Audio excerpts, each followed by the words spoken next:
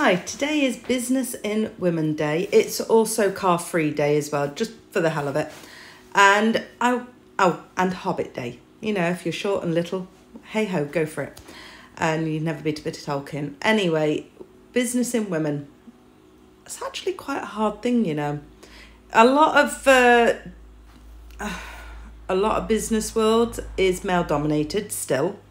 We already know that there is some pay cap difficulties and differences. And we know that women and men are often treated different in the workplace. And therefore women strive to work harder. They push themselves more, because if you're going to work in a male dominated world, you've got to work harder. You've got to push yourself twice as hard just to be seen equal. Now, I'm not going to say that's wrong. I'm not going to say that's bad.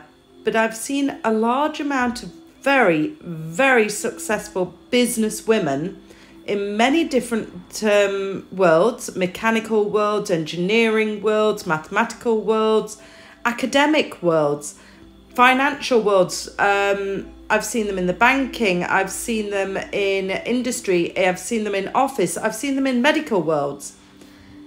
And I've seen many of those patients, that's right, as patients. Most of them with the same problems. Fibromyalgia and ME. Chronic fatigue syndrome. They have pushed their bodies so hard that they've burnt out, literally. Then ended up on halfway contracts, you know, having to drop their hours to part-time. Luckily being in a high salary, high stressful, they're often allowed to drop to these things. What happens if you run your own business? How long can you run it without burning out?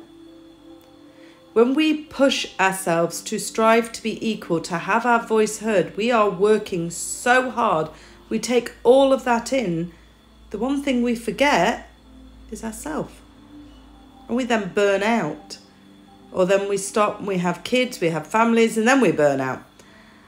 It's very highly in numbers that people, females specifically, in more high-powered, stressful jobs where they have to push themselves, end up within 5 to 10 years with problems from menopause, problems with fibro, problems with fatigue, problems with ME, occasionally MS as well, but not so much so. That tends to be a different cause.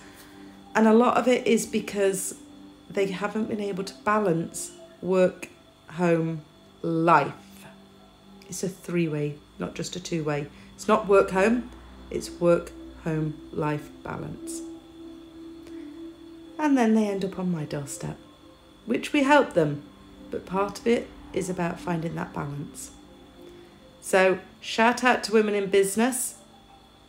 Don't forget to give yourself a break. This has been Thoughts with Points. Take care.